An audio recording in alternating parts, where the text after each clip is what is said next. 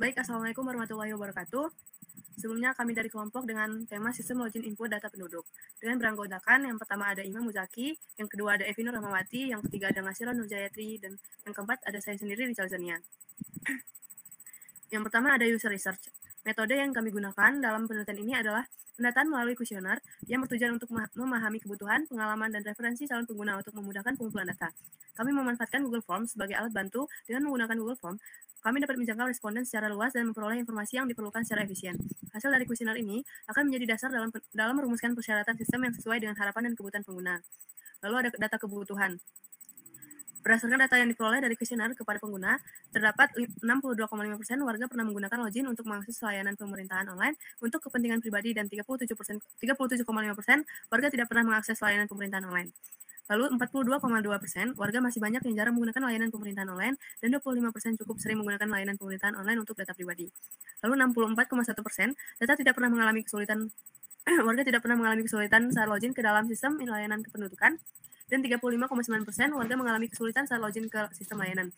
Lalu 51,6% warga memiliki kesulitan yang pernah mereka alami saat melakukan login yang dikarenakan lupa kata sandi, dan 45,3% mengalami kesulitan dikarenakan koneksi yang lambat atau sistem tidak responsif. Metode yang lebih nyaman menurut warga saat digunakan untuk login yaitu 64,6% menggunakan email dan kata sandi, 20,3% menggunakan NIK dan kata sandi, dan 15,4% menggunakan nomor telepon dan kata sandi. 50,8% menurut warga tampilan sederhana dan mudah dalam sistem sangat penting, dan menurut warga fitur yang akan membuat sistem login lebih mudah digunakan yaitu 61,5% dengan memberikan petunjuk yang jelas dan singkat, dan 53,8% opsi lupa kata sandi yang mudah diakses. Berdasarkan hasil analisis dari data kuesioner tersebut, berikut beberapa hal yang dibutuhkan agar pendataan kependudukan lebih efektif dan efisien sesuai harapan pengguna. Yang pertama, peningkatan akses dan penggunaan layanan online walaupun sebagian besar warga sudah pernah melakukan layanan pemerintahan online. Yang kedua, metode login yang lebih nyaman dan aman. Yang ketiga, ada desain sistem yang sederhana dan mudah digunakan. Yang keempat, petunjuk penggunaan yang jelas dan singkat. Yang kelima, fitur lupa kata sandi yang mudah diakses. Selanjutnya, untuk user persona, berikut merupakan hasil yang kami dapatkan dari kuesioner yang kami bagikan.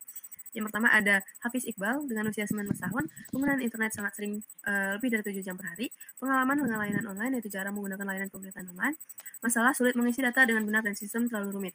Fitur yang diinginkan yaitu opsi lupa kata sandi yang mudah diakses dan tampilan yang bersih dan minimalis.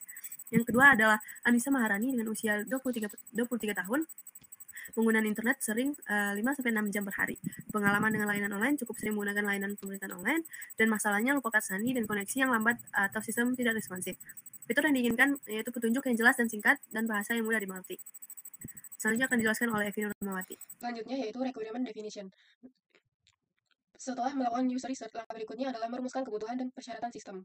Dalam merumuskan kebutuhan dan persyaratan sistem, kami menganalisis data kebutuhan pengguna sebagai metode untuk mengidentifikasi fitur dan persyaratan yang diperlukan. Nah, berikut persyaratan fungsional dan non-fungsional pada sistem ini. Yang pertama ada persyaratan fungsional. Fiturnya itu ada metode login, jumlah respondennya itu 64,6% email dan kata sandi, 15,4% nomor telepon dan kata sandi, 20% NIK dan kata sandi, dan 0% ID pemerintah lainnya. Untuk penjelasannya itu, hasil survei menunjukkan bahwa mayoritas responden lebih memilih metode login menggunakan email dan kata sandi sebagai metode login utama. Hal ini menunjukkan bahwa email dan kata sandi dianggap lebih aman dan nyaman untuk proses autentikasi. Selanjutnya, fitur yang kedua itu fitur yang membuat sistem login lebih mudah.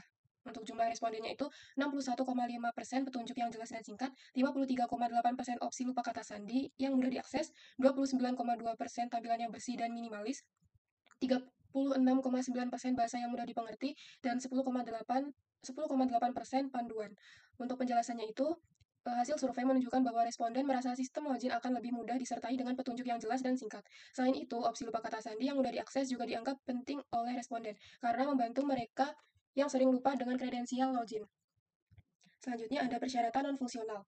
Fiturnya itu antarmuka pengguna yang sederhana dan mudah dalam sistem login.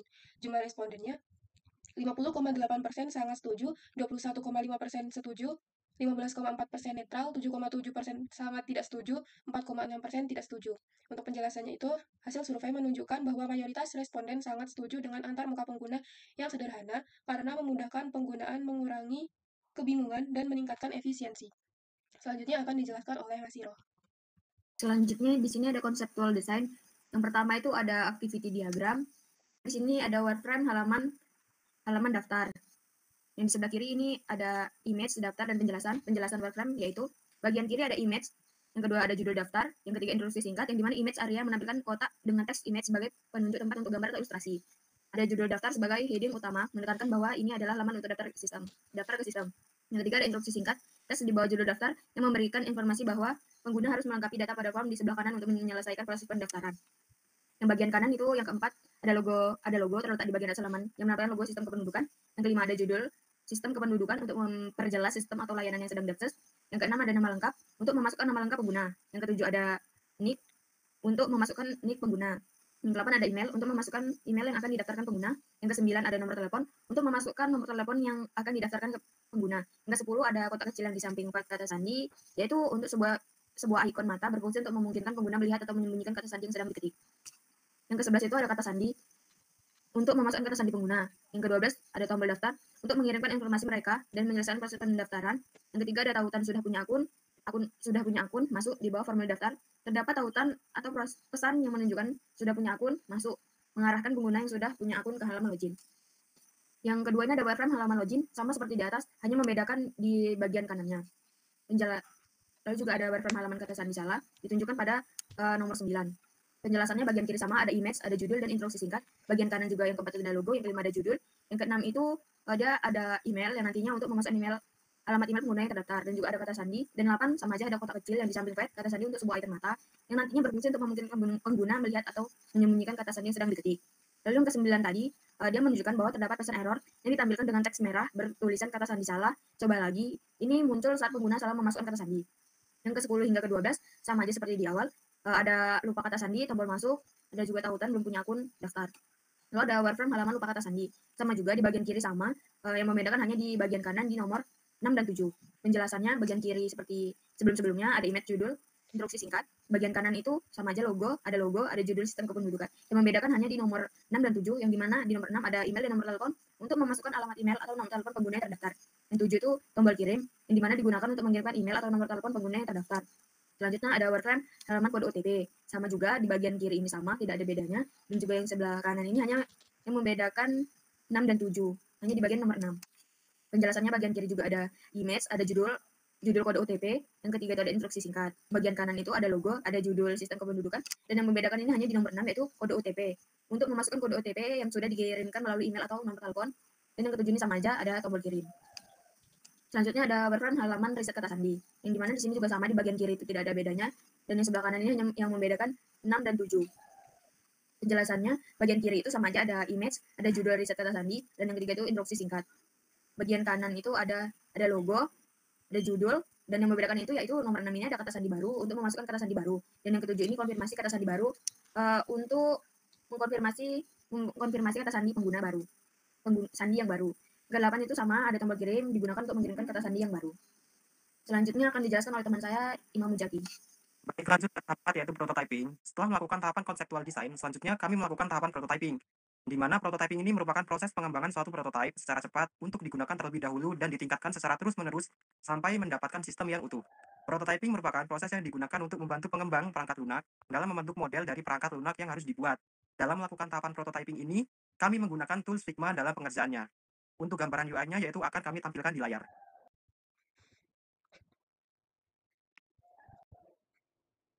Baik, lanjut ke tahap 5 yaitu pengujian dan evaluasi, testing and evaluation. Setelah melakukan tahapan prototyping, selanjutnya kami melakukan tahapan pengujian dan evaluasi. Tahapan ini merupakan proses dalam pengembangan produk atau sistem untuk memastikan bahwa semua fungsionalitas bekerja dengan benar, memenuhi spesifikasi, dan sesuai dengan kebutuhan pengguna. Dalam pengujian ini, kami menggunakan Google Forms untuk menyebarkan kuesioner evaluasi kepada pengguna. Untuk hasil dari pengujiannya ini akan kami tampilkan saja di layar.